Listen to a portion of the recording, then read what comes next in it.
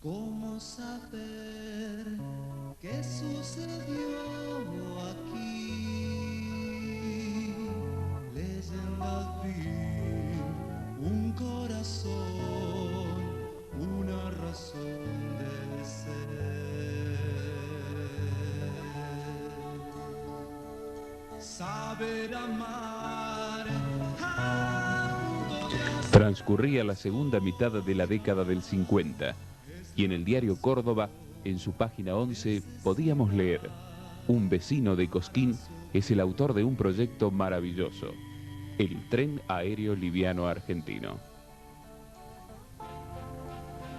Y decía lo siguiente: así como al montaraz más improvisado, la inmensidad del bosque le impide ver el árbol, sucede a veces que la torrencial y bien orquestada difusión de noticias que penetran desde el exterior dificultan conocer lo que ocurre dentro del país.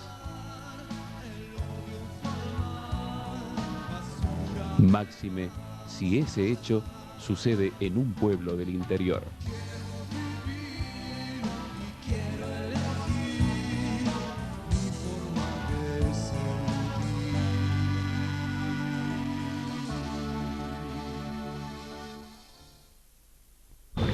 ¿Cuántos recuerdos habrán quedado truncos en esta estación? Qué lástima, qué tristeza da no sentir. Me parece escuchar el pito del tren y el ruido de las ruedas, y ahora tener que ver este lugar tan triste, tan abandonado, y en pleno centro de Cosquín.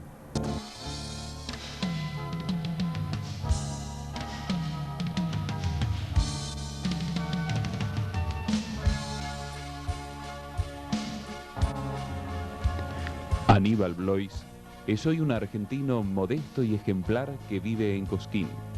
Con sus 72 años, aún mantiene intacta su fibra de hacedor de obras para su pueblo, lugar al que llegó en su juventud y al que adoptó como su terruño, para siempre.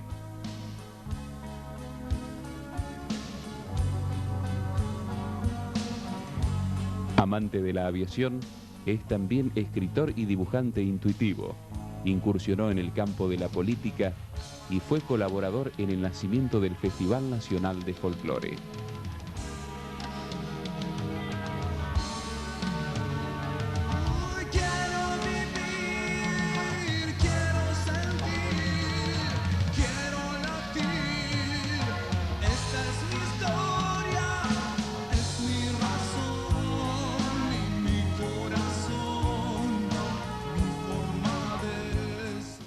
En principio bautizado como Tren Aéreo Argentino, pero el nombre específico viene a ser Tren Aéreo Suspendido de Doble Vías Rígidas.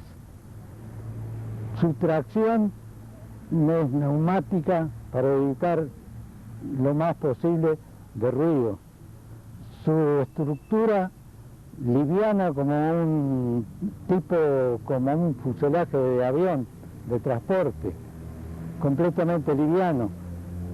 Va aprisionado entre dos vías que lo convierten en completamente indescarrilable.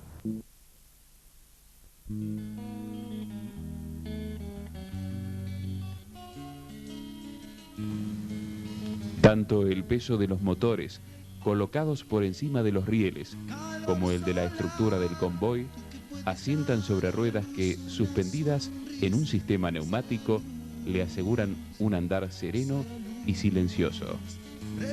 Su estructura liviana y de diseño aerodinámico lo convierten en un transporte sumamente veloz y confiable. Las torres que sostienen los rieles sirven a su vez como medio de transmisión de energía en caso de que se opte por el sistema eléctrico de locomoción. La ventaja es que va elevado a más o menos 8 metros de altura, no obstaculiza las calles ni caminos, se desaparecerían los terribles accidentes que se han venido sucediendo con el tren común toda la vida,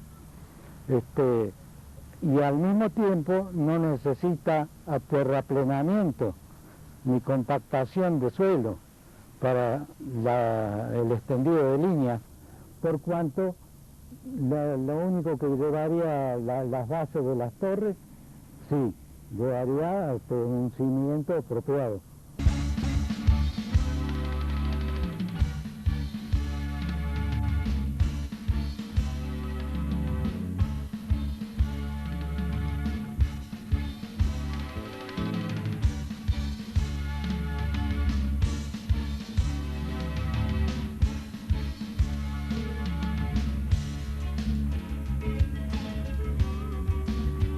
Desde esta vieja estación, donde otrora la gente se agolpara a recibir amigos, familiares y turistas, y por la cual pasaron también presidentes y nobles extranjeros, Aníbal Blois nos comenta qué sucedió en la práctica con el tren aéreo liviano argentino, en el propio lugar donde fuera concebido.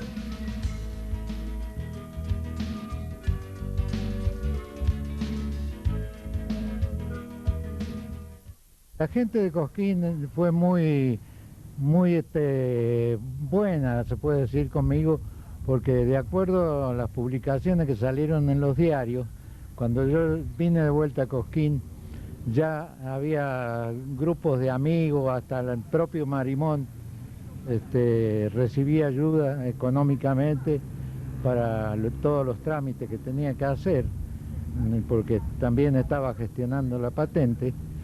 Y una buena acogida de parte de la gente, ¿no? Por el acontecimiento que había, para mí había sido un acontecimiento, ¿no? Y después se proyectaba, se pensaba hacer en Cosquín un circuito, como para dar como tipo de prueba, digamos. Y entonces, de acuerdo a los costos y de acuerdo a la época que no había gobiernos constitucionales, la situación del país estaba mala económicamente y anímicamente también, ¿no? Entonces quedó prácticamente en la nada eso. También en la vecina localidad de Villa Carlos Paz, visionarios del lugar soñaban con poder contar con el primer ramal que los uniría con la ciudad de Córdoba. Se formó en Carlos Paz una comisión que quería hacerlo por el medio de la autopista de Córdoba a Carlos Paz, que el señor Pérez Pavón hace poquitos días casualmente fue homenajeado porque falleció, que era el presidente de la comisión, y habían gastado mucho dinero en promoción, propaganda. Me llevaron a Canal 12 para hacer una demostración y todas esas cosas, pero como falleció el presidente de la comisión, el resto de la comisión no se ocuparon más. El proyecto llega al Congreso Argentino de Inventores, al tiempo en que la tradicional lapicera fuente deja paso al bolígrafo. Esto sirve como trampolín para exhibir el modelo en la Exposición Ferroviaria Internacional, en donde logra repercusión a nivel mundial. Junto a publicaciones, felicitaciones y diplomas de reconocimiento, también llega a mantener correspondencia con el mismo Walt Disney, quien le manifiesta su interés por el novedoso invento.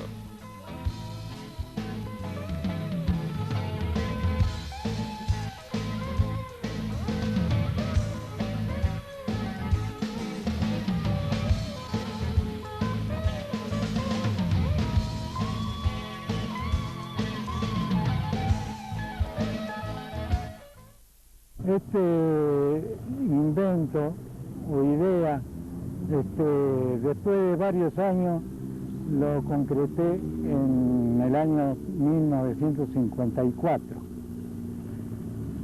Pero recién en el año 1957 lo presenté en el Círculo Argentino de Inventores en Buenos Aires, donde estuvo en exhibición 15 días y coincidió que al mes se organizaba la exposición internacional de transporte ferroviario.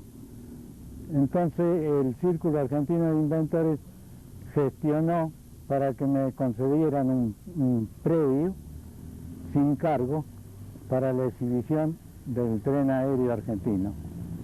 Y así fue. Me lo hicieron llevar, estuve 3 meses con un pequeño sueldo que me otorgaron para mi estadía y viáticos. Y como vinieron muchas delegaciones de varios países, también vinieron de Islandia y llevaron todos los datos y fotografías. Eso ocasionó una, como quien dice, resonancia mundial sobre este evento, que a la vez, a causa de eso, recibí varias correspondencias de Washington, de Brasilia, de Francia, de México, últimamente de Islandia, donde el propio Walt Disney firmaba la nota y me decía, después de felicitarme, me decía que en un futuro no muy lejano iba a prestar especial atención sobre este invento.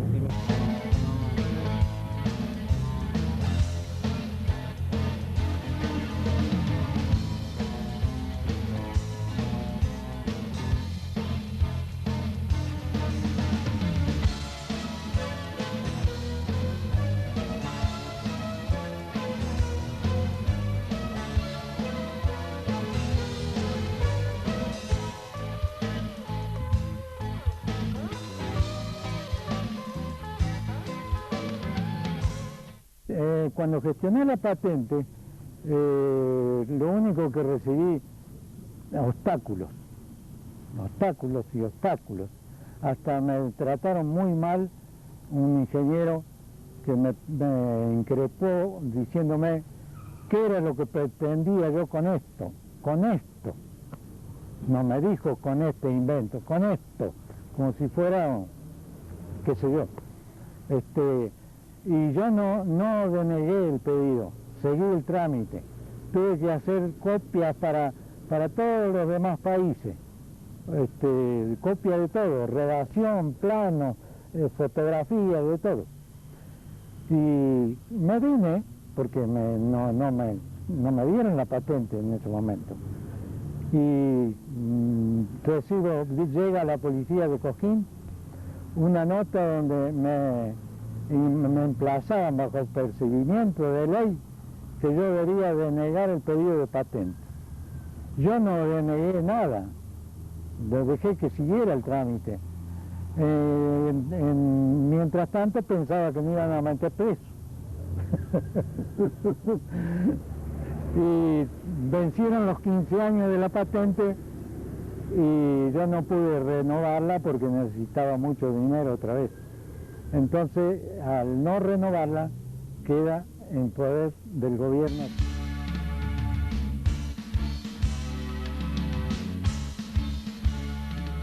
Desde esta zona turística del Valle de Punilla, hace 40 años que el visionario Aníbal Blois viene soñando con ver pasar su aún revolucionario invento. El tren que no necesita terraplenes ni tierras compactadas, que convertiría a los pasos, niveles y barreras en un triste recuerdo del pasado. A decir de boca de los niños, sería un auténtico tren que vuela, con un vuelo tan alto que pudo ser reconocido a nivel mundial. En estos tiempos que corren, en que el turismo es una necesaria fuente de ingresos y en que los argentinos intentamos un debate con furia privatista, el tren aéreo argentino se nos presenta como un atractivo práctico y económico, que retomó nuevas fuerzas como las que le vieron nacer en aquella década del 50, donde se decía de su creador: Blois es un árbol invisible para sus compatriotas, abrumados por el torrente de los sucesos del exterior.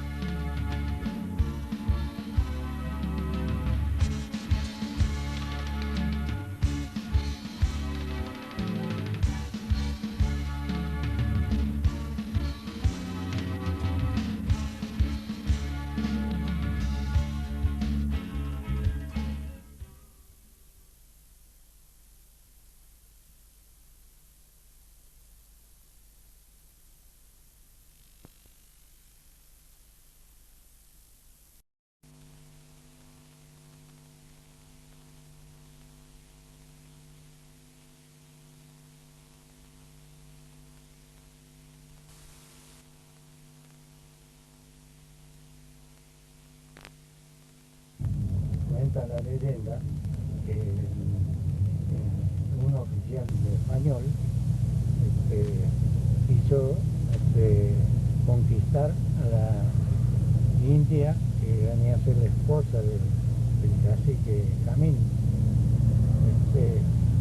Y ahí fue cuando se provocó, se trabaron en lucha, y el jefe indio lo mató al oficial español. Entonces los persiguieron para capturarlo, ¿no? Y cuando se vio acorralado en el Cerro Pan de Azúcar, decidió tomar una decisión extrema.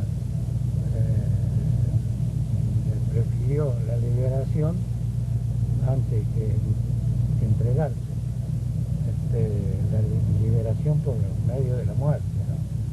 Y fue cuando se arrojó del despeñadero y se suicidó. Y cuando la esposa lo salió a buscar y no lo encontraba, una bandada de jotes, buitres que volaban en círculo, le llamó la atención a ella, y cuando se asomó al borde de los peñaderos vio el cadáver del esposo, ¿no? Y ahí fue cuando tomó la determinación de arrojarse ella también en el mismo lugar para morir junto a su esposo. ¿Cómo saber qué sucedió aquí? Leyenda al fin, un corazón, una razón del ser. Saber amar al punto de hacer la historia es la pasión, necesidad para sobrevivir.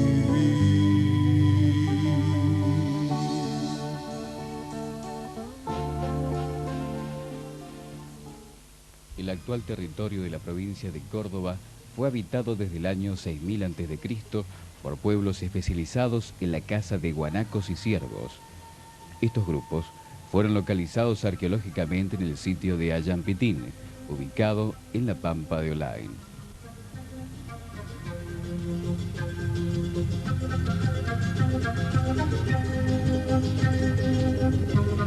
El desarrollo de estos grupos da origen a los comechingones y sanavirones, que se encontraban en el territorio cordobés a la llegada del conquistador español en el siglo XVI.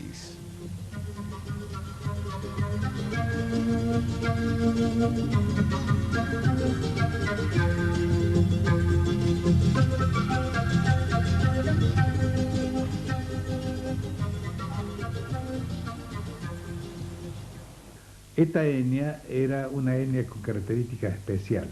Antropológicamente eran altos, fornidos, barbados, generalmente los indios no eran barbados, y eran agricultores y sedentarios. Eran cazadores y recolectores, como todas las etnias de esta zona de Argentina antes de la llegada de los españoles.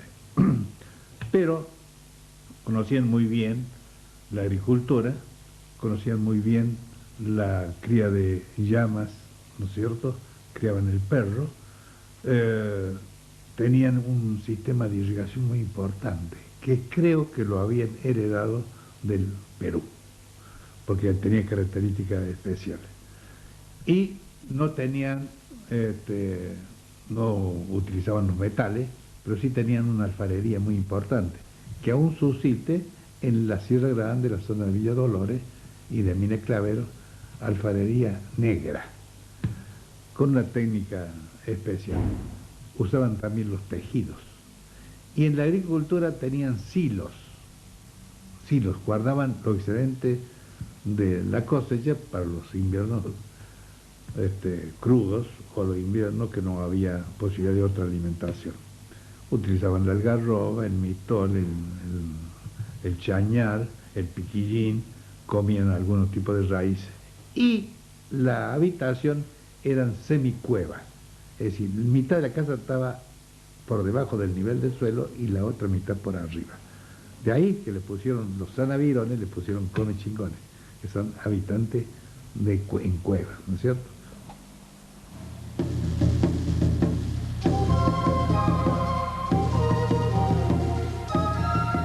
Las investigaciones arqueológicas de estas últimas décadas han permitido establecer diferencias que nos posibilitan inferir que un yacimiento arqueológico, como el estudiado en la actualidad por el Museo Cami Cosquín, pertenecen a un periodo cultural anterior al encontrado por el conquistador. O sea, que comechingones y sanavirones son el desarrollo de estos grupos ya asentados en el territorio cordobés para el año 1000 de nuestra era.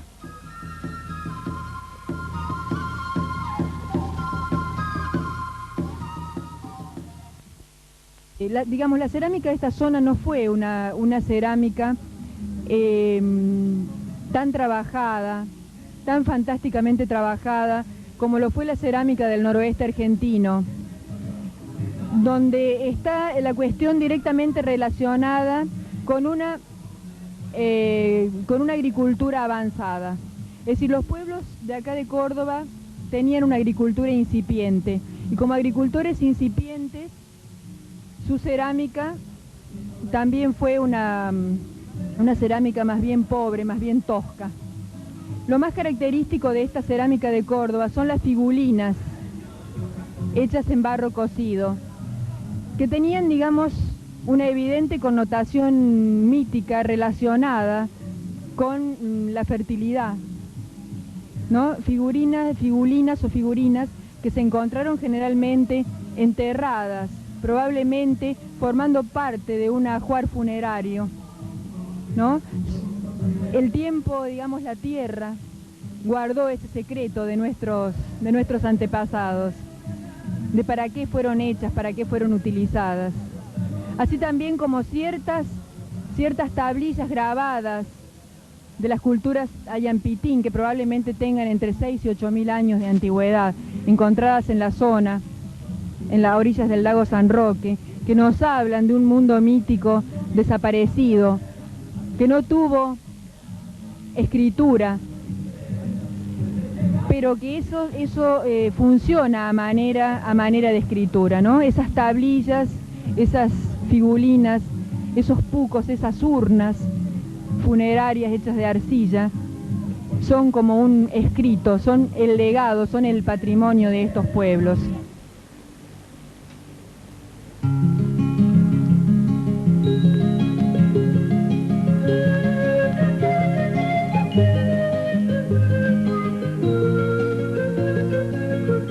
Existen muy pocas referencias en relación a la vida espiritual de los pueblos que habitaban el valle de Punilla.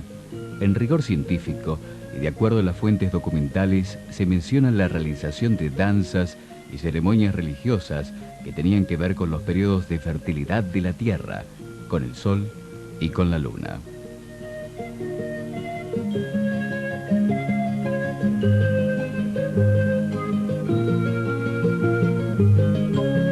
Pero más allá de esto, se habla de un valle de la música, con tribus de gente pacífica que cantaba y bailaba, disfrutando de la tierra pródiga en paz y armonía.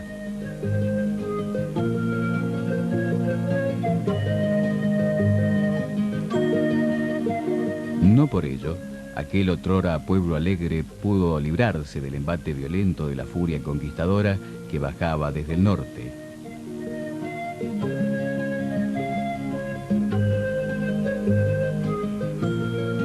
Eran tiempos de látigo y muerte, que diezmó a la población al punto de convertirlo en el Valle del Silencio.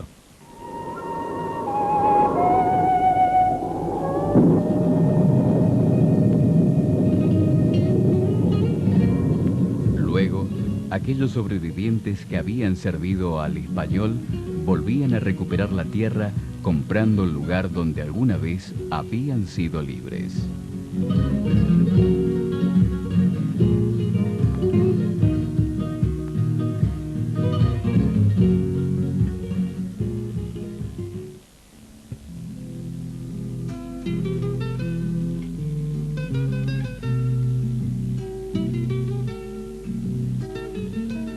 Ya a fines del siglo XIX, y luego de complicados pleitos que surgieron con referencia al reparto de las tierras, nos encontramos con una población que se organiza comunitariamente, llegando en 1939 a convertirse en la primer ciudad del Valle de Punilla.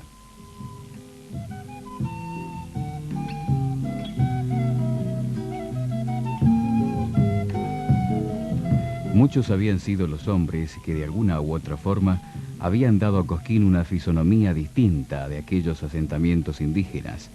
Esta nueva estructura edilicia estaba emplazada en una zona de real privilegio panorámico, rodeada de bienes turísticos inapreciables, a punto de ser elegida por la élite turística de la época por sus bondades climáticas y su tranquila vida pueblerina.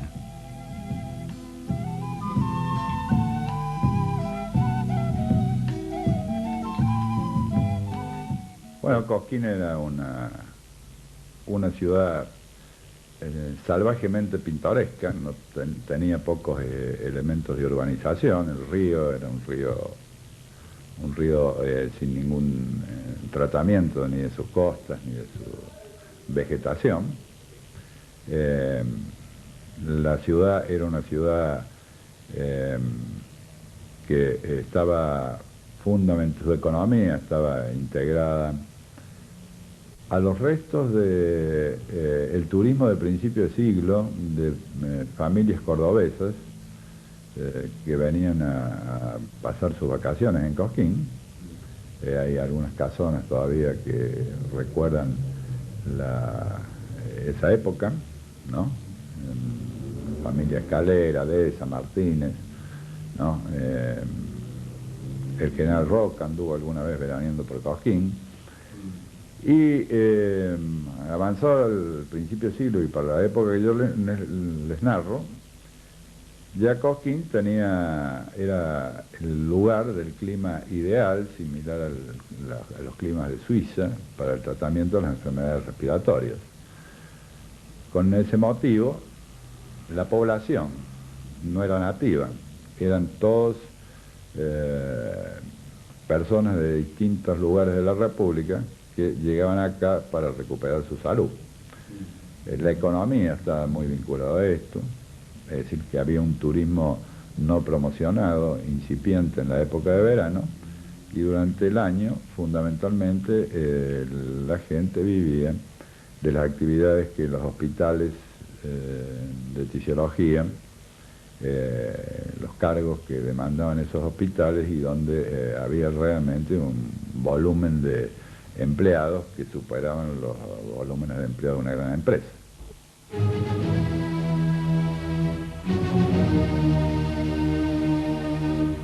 Una gran empresa que cambiaría el destino de lo que hasta ese entonces se había convertido en el lugar de curación para enfermos tuberculosos, palabra que en ese entonces significaba algo así como el futuro cementerio de las personas que padecían el mal y que tras lenta agonía los dejaba fuera de todo proyecto de vida.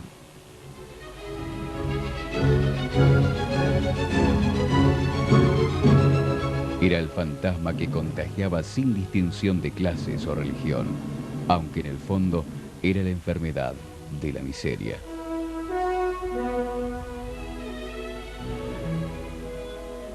Para entender la magnitud del problema, sería comparable relativamente a lo que hoy representa el síndrome de inmunodeficiencia adquirida, SIDA, pero con características propias.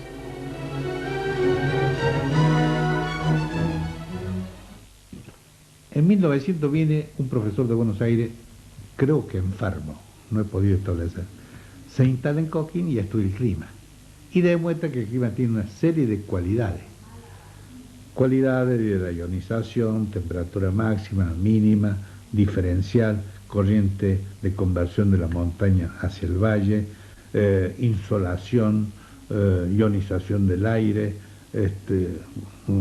pureza del aire, imágenes de las nubes, cirrus, extractus, ¿no es cierto?, hace que haya un ambiente muy especial útil en el tratamiento de la tuberculosis pulmonar, que en esa época se combatía casi pura y exclusivamente con reposo, alimentación y Dios. Y de eso, cuando yo llegué, todavía se mantenía. Había algunos tratamientos, como el neumotor, la frenectomía, la sal de oro, pero no había ningún tubérculo estático ni ningún antibiótico específico para la tuberculosis. De modo que el factor cama era lo fundamental. Se decía que había necesidad de una cama por cada 1000 habitantes. Esa era la doctrina.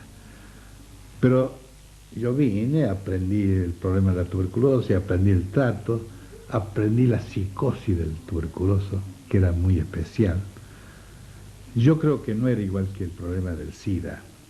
El problema del SIDA tiene otra característica, ha nacido en otro ambiente y se expande de otra manera. La tuberculosis en aquella época era tan lapidaria el enfermarse de tuberculoso que si se enfermaba usted en Buenos Aires, Bahía Blanca o Neuquén, o el Chubut, o el Chaco, trataban de que se volviera usted a Cosquín, a la zona de Cosquín. Y lo principal eran las noticias, las cartas. Nos escribíamos todos los días para todos los días tener cartas, porque ya así parecía que estábamos más cerca, me enteraba más o menos de las cosas de él y eso, hasta que decidimos venirnos a Córdoba. Y estuvimos en Capilla del Monte, fuimos a Capilla del Monte. Bueno, ahí ya era un poco distinto porque como mi esposo tan mal no estaba, un domingo venía yo a Cosquín, lo iba a ver, y otro domingo él iba para Capilla del Monte y estaba el fin de semana, le daban permiso.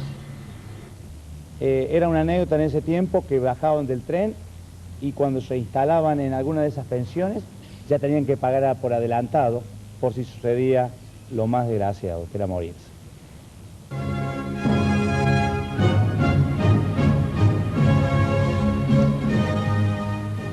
Paradójicamente, todo aquello que alguna vez había transformado al lugar paradisíaco en el Valle de la Muerte, brillaba con la luz de esas personas que dejaban todo de sí en la creencia de que solo su legado sería lo realmente trascendente.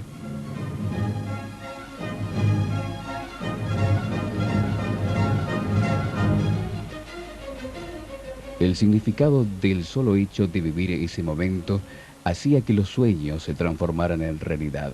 Entonces, más que nunca, las palabras estaban de más y daban lugar al Valle de la Vida.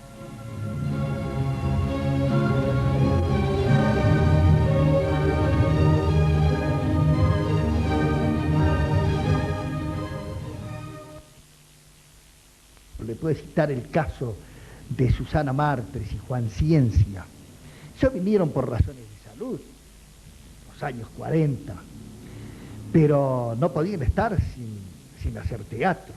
Y lo hicieron rodeado de la gente de Cosquín, vecinos de Cosquín. Ahí ya dejaron plantada una semilla.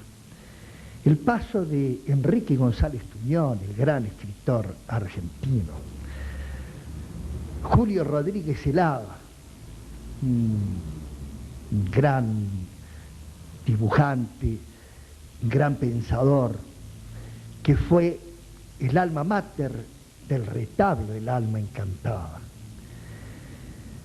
Tendré que citar mucha gente, pero vamos a detenernos aquí un momento para contarles que con Julio Rodríguez Zelada nace el retablo El alma encantada, como teatro de títeres, un teatro vanguardista, quizás en el país en aquel momento no había un teatro con la fuerza, con las ganas de crear nuevas formas dentro de lo que son los títeres. No había otro. Y tanto en el sistema escenográfico como la iluminación, el sonido era un personaje más en el teatro de títeres del alma encantada. Y presentaba un repertorio también totalmente distinto al que se acostumbraba en aquella época. Obras nuevas, la mayoría de ellas creadas por gente de Cosquín. El retablo creció, y creció tanto que los hombres tuvimos celos de los muñecos, de ese éxito. Los celamos y creamos nuestro propio teatro, el teatro de carne y hueso, que en definitiva fue el teatro experimental del retablo El alma encantada, que empezó con las obras de Alejandro Casona, Prohibido suicidarse en primavera, La sirena varada. Luego encaramos obras de Molière, La farsa del licenciado Patelín, de Edmundo Bianchi, un gran escritor uruguayo, Perdidos en la luz, una obra que desgraciadamente no fue comprendida, pero vale el trabajo, el intento de hacer cosas nuevas. Toda esa primera etapa del retablo El alma encantada culmina con la presentación de la primera versión dignificada del Martín Fierro.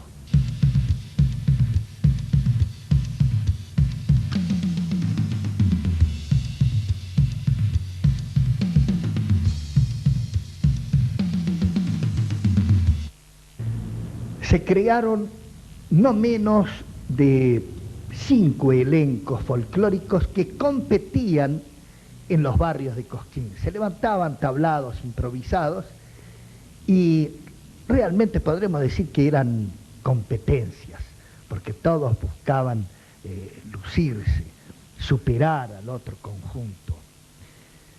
Vale decir que Cosquín se transformó en una gran peña en nuestras calles.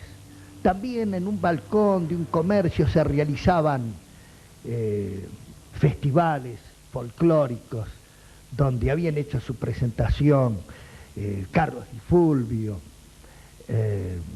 con la animación de Juan Carlos Mesa cuando era delgadito todavía. También desfiló por ese balcón el trío de Siriaco Ortiz, tantos otros.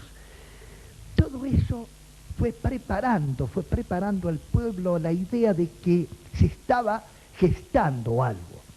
Pero simultáneamente con este quehacer del alma encantada había otras inquietudes grandes, como ser la de la Biblioteca Popular Nicolás Avellaneda, que trabajó intensamente, no solo en la obra bibliográfica, sino también en la organización de conferencias, importantes ciclos de conferencias, también conciertos.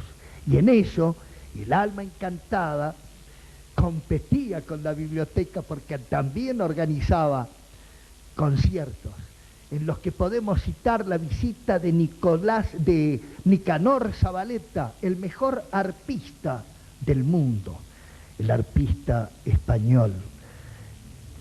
Se presentó en el Cine Teatro Pan y Azúcar a sala llena, totalmente. Desfilaron el organista Héctor Segoli, la clavecinista Josefina Preli, Raúl Spivak, en fin, tantos, María Luisa Anido.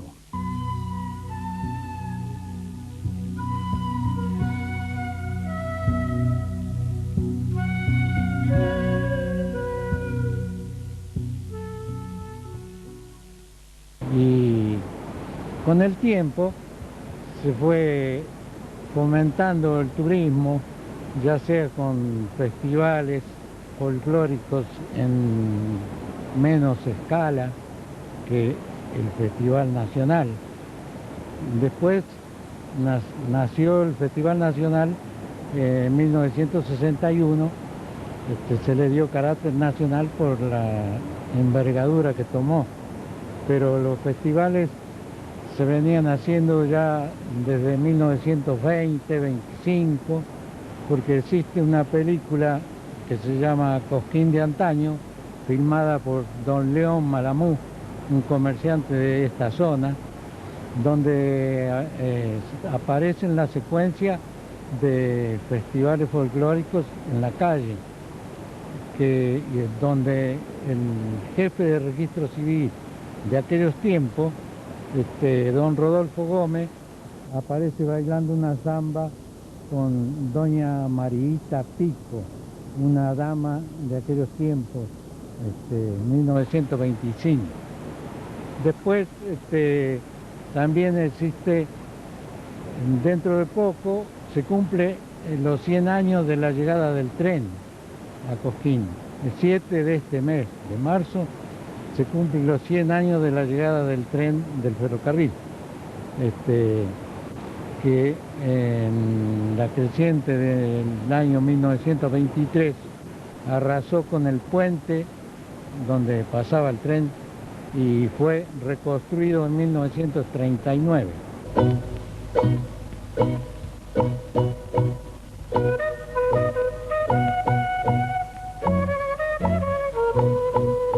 Con el advenimiento del antibiótico, Cosquín deja de ser aquel pueblo prohibido por donde la gente pasaba cubriéndose la cara para evitar el contagio. Un clima prefestivalero, sumado a un movimiento cultural propio e importante, daba muestras de una madurez que exigía algo urgente y distinto.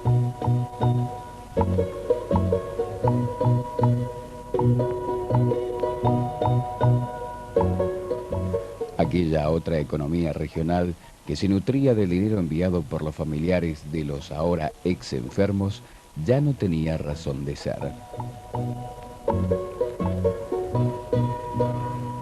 Esta nueva comunidad buscaba desterrar para siempre el fantasma de la tuberculosis y contaba con sus armas más importantes: su paisaje, su clima, su cultura y tal vez algo que superaba a su propia imaginación: el amor a la tierra que les abrió los brazos para verlos renacer.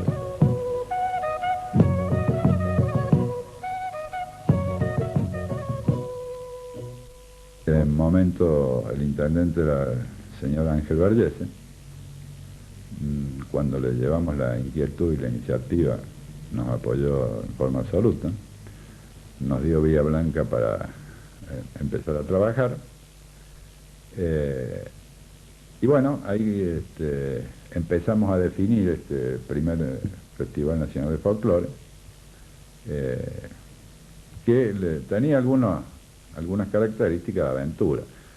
En primer lugar, por ejemplo, para llamar la atención de toda la gente que en verano veraneaba en el Valle de Punilla, se nos ocurrió cortar la ruta, es decir, en la Plaza San Martín hicimos un escenario en el medio de la ruta, de manera que quien viajaba de Córdoba hacia el norte se iba a encontrar con un gran muro un enorme muro que tenía todo el ancho de la calle y como 7 metros de altura, con un gran letrero que decía Primer Festival Nacional de Folclore. Buquiazo en ese tiempo ya era representante de algunos artistas importantes como Falú, como Los Fronterizos. Era el representante de la María Luisa Anido, una guitarrista de nota que se había retirado y que cuando Buquiazo la representó volvió a la actividad. Y ya vivía Buquiazo en Buenos Aires, entonces fuimos a pedirle un poco de asesoramiento y sus relaciones nos fueron muy útiles para tomar contacto con los medios de difusión. Nosotros queríamos que este evento fuera el primer evento que se transmitía del interior hacia Buenos Aires. Es decir, uno de nuestros intereses fundamentales es que el festival se transmitiera por una de las radios más importantes de Buenos Aires. Y con la participación de los artistas que en ese tiempo tenían mayor predicamento dentro del gusto popular.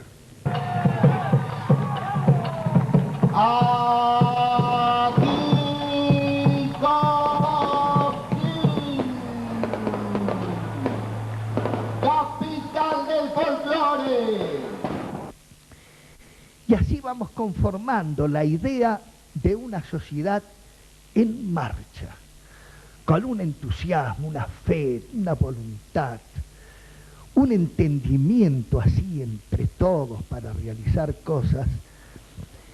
Por eso que no nos debe extrañar de ninguna manera de que haya surgido el Festival Nacional de Folclore.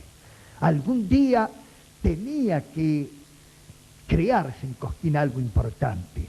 Quizás podría haber sido otra cosa, pero fue el Festival de Folclore. No fue una invención comercial como algunos creen, no, fue la consecuencia del andar de un pueblo, fue consecuencia del deseo, del trabajo entusiasta, permanente de todo un pueblo, de una comunidad deseosa de trascender y dejar de ser el pueblo de enfermos del pulmón. Primera noche del festival. La gente no creía de que podía una organización presentar un espectáculo con una programación sensacional sin cobrar entrada. No cabía en la mente de la gente de que pudiera ocurrir una cosa así. ¿Cómo van a estar los chalchaleros, Falú, Horacio Guaraní, las voces del Guaira, todos juntos, todos, porque siempre lo que se conocía hasta ese momento era la actuación de los chalchaleros en el Club Tiro Federal, o Falú en Tiro Federal, una noche, un recital, y basta, pero todos juntos y gratis, no podía ser. Y así fue que la primera noche la gente llegaba a 70, 80 metros del escenario y daban vueltas, no se arrimaban, incrédulos, no podían entender el fenómeno. Y bueno, los más decididos se acercaban al escenario, nadie cobraba nada, no pasaba nada, bueno, y así empezaron a arrimarse gente, y llegó un momento que estaríamos fácilmente las 2000 personas, y ahí es donde Cosquín realmente comprendió que el milagro se hizo. Pero surge un problema. ¿Qué hacemos con los abuelos? ¿Qué hacemos con la tía? Y con la mamá vieja. ¿Cómo pueden estar ahí de pie 4, 5, 10 horas? Entonces no falta el chango que va a buscar una silla para la abuelita. Y el sobrino que va a buscar otra silla para la tía. Señores, así se armó la primer platea del Festival Nacional de Folclore, con las sillas que la misma gente traía para la gente mayor.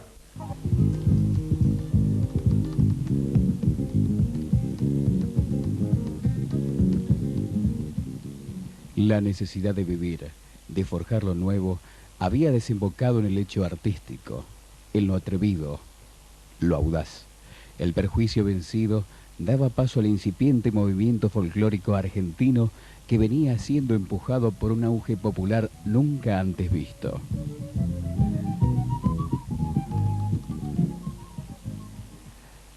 El pueblo argentino buscaba sus raíces. La conciencia nacional cobraba fuerzas dentro de un marco de libertad democrática que daba alas de libertad para crear la savia nueva, el rescate de la conciencia dormida.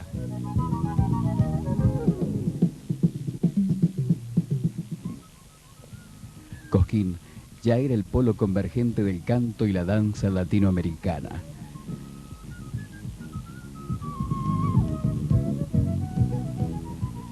Después de aquel exitoso primer festival, seguiría otro aún más exitoso y más organizado. El público exigía más de esas 9 lunas coscoínas y en los sucesivos festivales se crean los complementos perfectos y para algunos más importantes que el mismo festival. El Ateneo Folclórico, que buceaba en la historia y las lenguas, las costumbres y la tradición. La Feria de Artesanías, que rescataba la mano de obra pura para dejar en la memoria del Museo del Artesano el trabajo paciente de las manos ancestrales.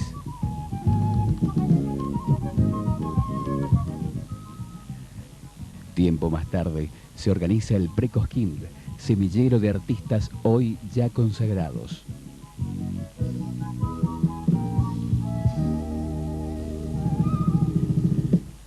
Ni los manoseos políticos o comerciales, ni siquiera la misma transculturización detuvieron a un hecho que hoy cumple 33 años de vida y que refleja tal vez más que nunca la búsqueda del ser nacional. Nuestro origen venido de los barcos y aquel otro que alguna vez, genocidio por medio, se creyó diezmado.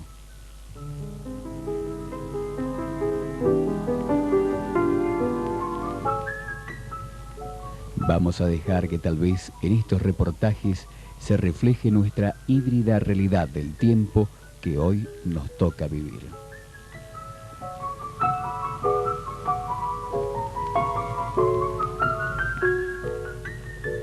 Esto es una memoria, lo que ya pasó, lo que fue maravilloso. Como un fin de las cosas. Esto es un fin de las cosas. El fin de las cosas creo que tiene un trazado nunca más perfecto que ahora.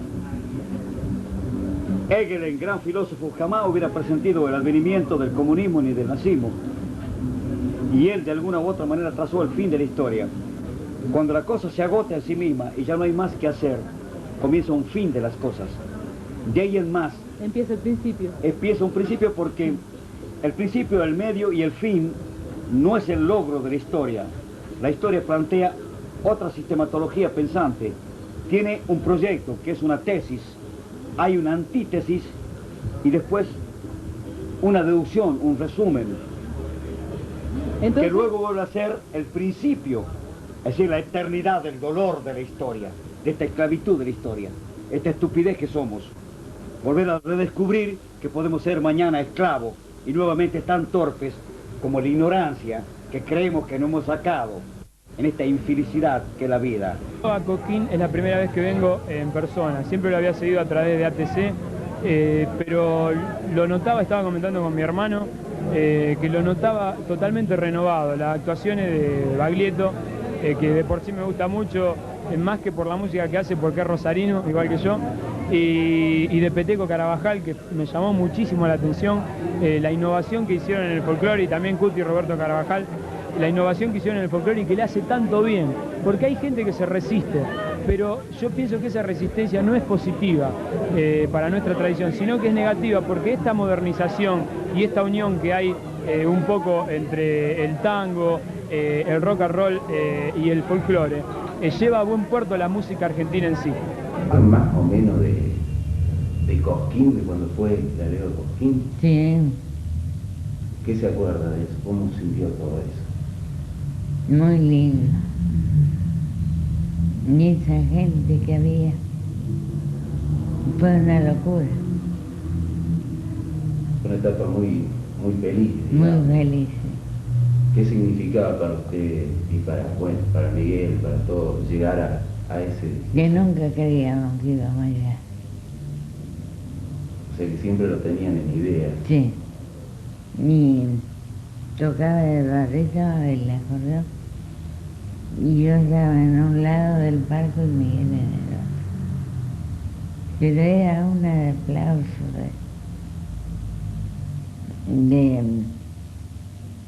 de cariño a la gente, banderas. No representamos ninguna, o sea, venimos a representar la música de Córdoba.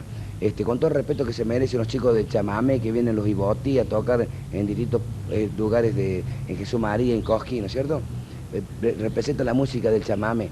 Y nosotros que somos cordobeses estamos como separados de la gente que es nuestra tierra, Córdoba, Cosquín es parte nuestra. Cosquín, solo de Trulla. Bueno, personalmente he entendido que las divergencias con respecto a la música son aquella vieja huevada, digamos, y no me voy a cansar de repetirlo, la música no es lo suficientemente importante para separar a la gente.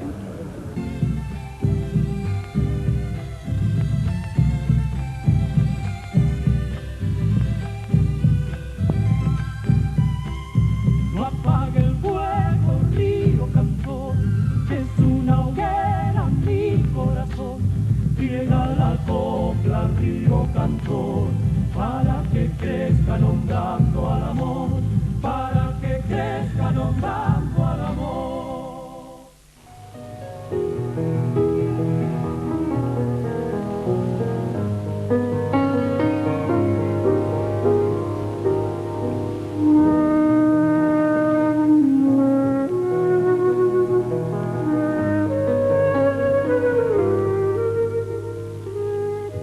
Cosquín es esa parte de mí que no comprendo, esa estación del año que me duele, ese renglón fugaz que siempre leo y que jamás recuerdo lo que dice. Es ese recorrerme hasta las siestas de mi niñez desierta en el pasado, cuando en algún calor de los 60 armamos una choza sobre un árbol. Las ramas aduendadas soportando aquel peso, soportando los sueños, soportando los días, los tan extensos días de la espera, sin que alguna paloma, sin que una tonta urraca nos golpeara la puerta de madera robada. Claro que no vendrían. Muy pronto lo entendimos. Y alguien que no entendía nos sugirió muy pronto que lo mejor sería poner una trampera. Varios meses después pasamos junto al árbol. La pobre choza abierta por todos sus costados, herida de intemperie, de vientos y descuido, tenía 2 palomas posadas en la caña que alguna vez sirviera para atar la cortina. O nos fuimos temprano o ellas llegaron tarde, pensé, y me puso triste saber que iba creciendo. Hoy, pasados los años, recuerdo la trampera que nunca dispusimos, siendo que tantas veces me ataron otras trampas. Si hasta el mismo Cosquín es solo una emboscada en la que siempre caigo, en la que me hundo ileso. Cada vez que un biguá destiende su velamen, cada vez que las garzas lucen galas de nieve por la magia callada del río y el silencio. Cosquín es la tristeza disfrazada con calles. Esa esencial tristeza que me hace sentir vivo. Una cristal tristeza como el espejo negro que refleja tan solo mis imágenes blancas. Cosquín es esa parte de mí que no comprendo. Cosquín es la distancia que llega hasta mis labios desde el lejano aliento del beso de mi muerte.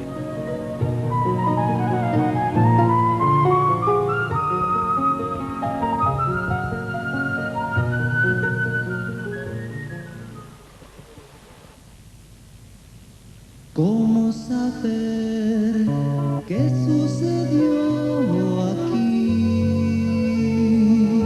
Leyendo al fin un corazón